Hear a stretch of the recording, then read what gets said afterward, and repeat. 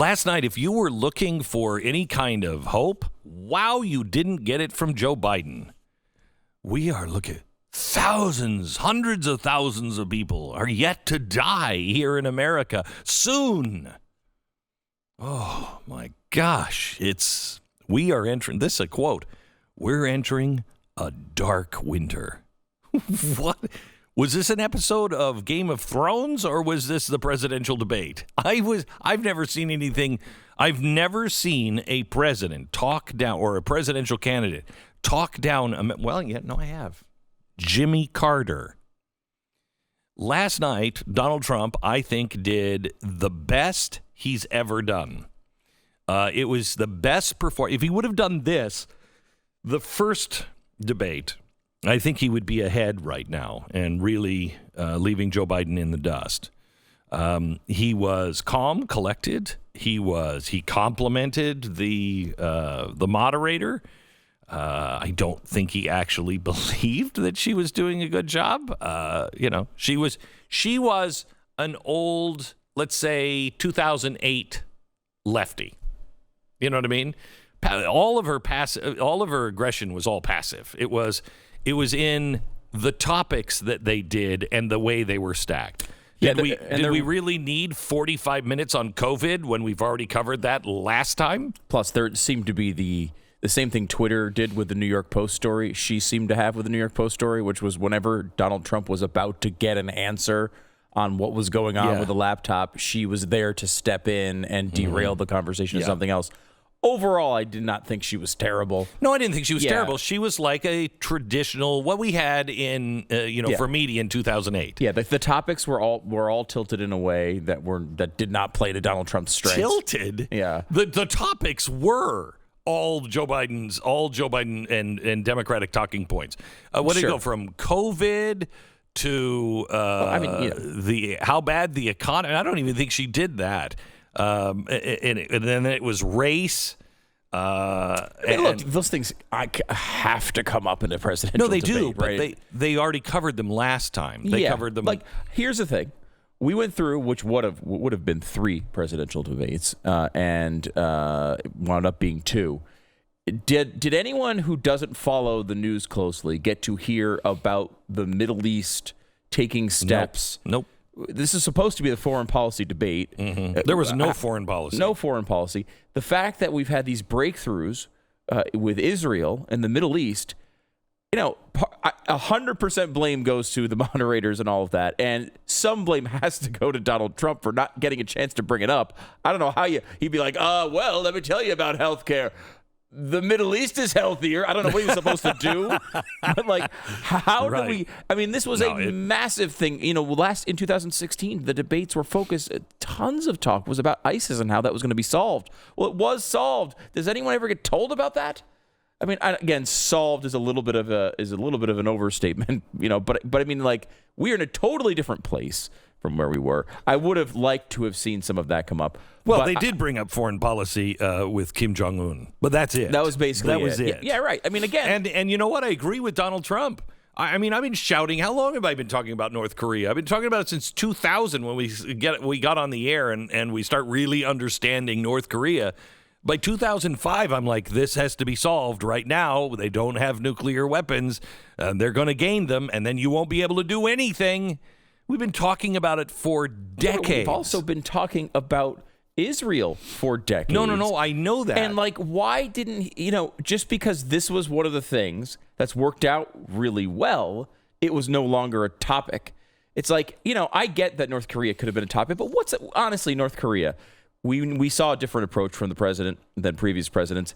Look, North Korea is North Korea. I don't think any of it's worked from previous presidents or the current one. At least it's not a topic. But there's no developments in that topic. Right, exactly right. There was nothing really to discuss. It's not a topic. Yeah, much more important is what's going on in Israel and the Middle East right now. An incredible accomplishment of this administration. And we go through the entire debate season without it being mentioned.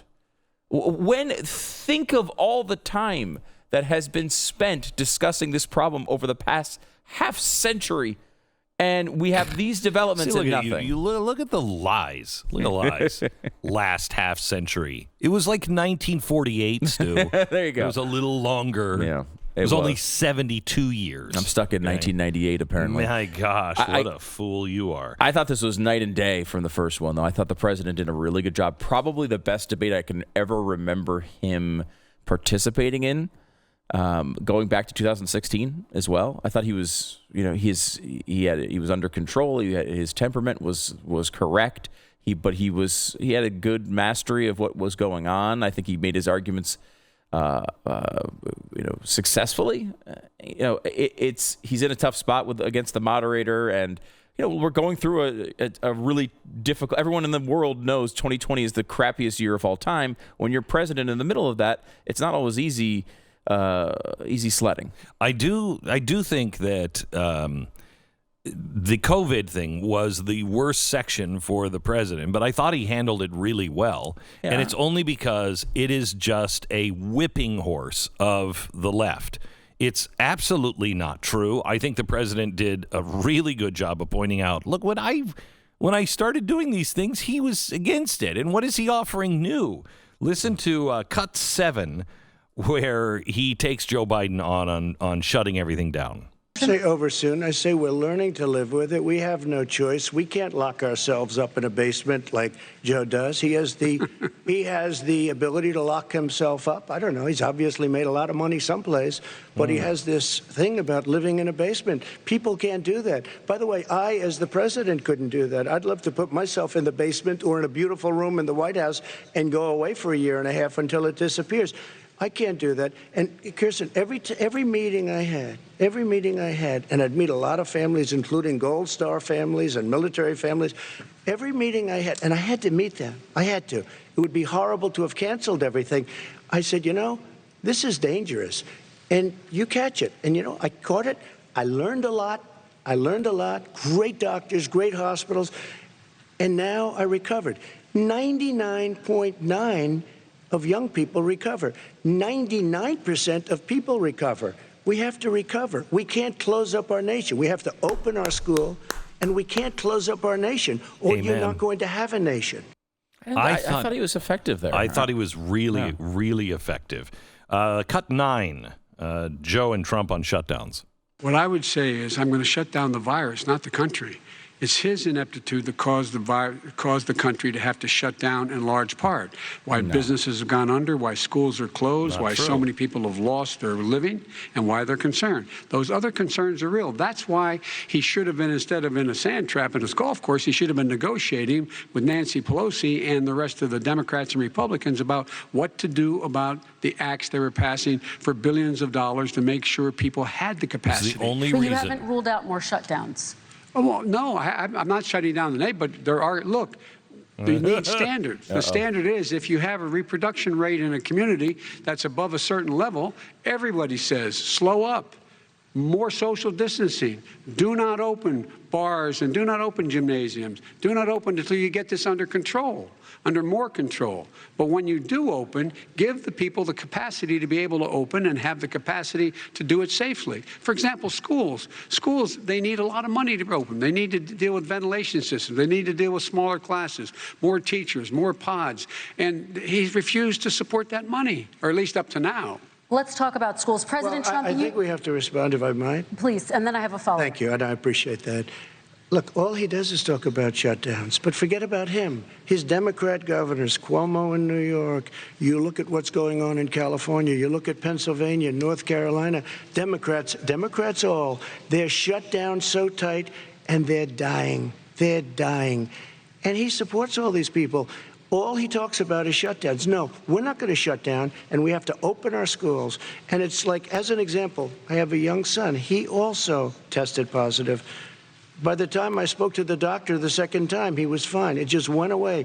Young people, I guess it's their immune system. Let me follow up with you, President Trump. You've demanded schools open in person and insist they can do it safely. But just yesterday, Boston became the latest city to move its public school system entirely online after a coronavirus spike. What is your message to parents who worry that sending their children to school will endanger not only their kids, but also their teachers and families? I want to open the schools. The transmittal rate to the teachers is very small, but I want to open the schools. We have to open our country. We're not going to have a country.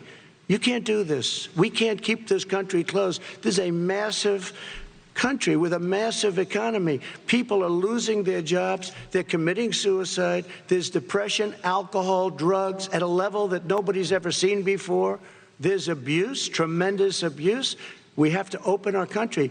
You know, I've said it often, the cure cannot be worse than the problem itself. And that's what's happening. I think he was really effective here for most people that are looking at the economy. I think that made sense. When they went to Joe Biden and asked him, well, what would you do? He talked about money in the PPP so restaurants could put more plexiglass up. Now, maybe it's because I live in Texas where common sense isn't entirely dead, ... yet. But everybody I know that goes to restaurants that have those stupid plexiglass dividers between the booths, we're all like, okay, so COVID is just staying there in the aisle between the booths. It can't get over the plexiglass or around the plexiglass. You have to walk in practically in a spacesuit to be seated. But once you're seated, you can talk and laugh and hack all you want because the plexiglass is there. That's the most ridiculous thing. And everybody knows it. Everybody knows that's ridiculous. Yeah, there's this criticism of Trump and Republicans on health care where they say, we want to repeal Obamacare. What do you want to replace it with? Well, we want to get something great that has cheap health care and it's wonderful and it'll do better. That's Joe Biden on the coronavirus. Mm-hmm. He's just he has absolutely no plan at all. And they keep whenever he's pressed, he just says, well, things like this. We want people to wear masks, social distancing, plexiglass. He's obviously got nothing. I thought the president last night, there's two versions of this argument, right? You can say, look, coronavirus, people are going crazy over it. It's silly. We're Americans, whatever, and kind of blow it off as not a big problem. Last night, I thought he successfully said, look, it's a big problem. We did our best, and we're going forward being smart but tough. Right? You can combine those things and say, we're going to push through this. We can't shut down this country over it. It's a big deal, but we're going to deal with it in an intelligent way that allows us to get back to normal as quickly as possible. And there's a really bright future ahead of us. He made that argument, I thought, pretty well last night. I think so, too. And I think he also seemed very, very reasonable the whole time. He talked about Fauci and said, look, we have difference of opinion, but that's good. Anthony. Yeah. I like Anthony. He's a good guy, Anthony. We like hanging out with Anthony, but he was wrong on this. But I like Anthony. He was really endearing, I thought, at moments last night. I really liked him last night. His tone was so much better than in the first debate. And I hope it was enough. I mean, we're close to the end of this election, but I thought he did what he had to do last night. His tone in this election was sincere, well-informed, kind even. And then his kindness towards Joe on money laundering, it seemed just a tad trolling. I just I feel bad for you. I really do. I feel bad for you. I mean, what happened? Just the laptop. I feel bad. Maybe we should give you the opportunity to explain. I mean, it was brilliant performance last night from Donald Trump. The question is it enough?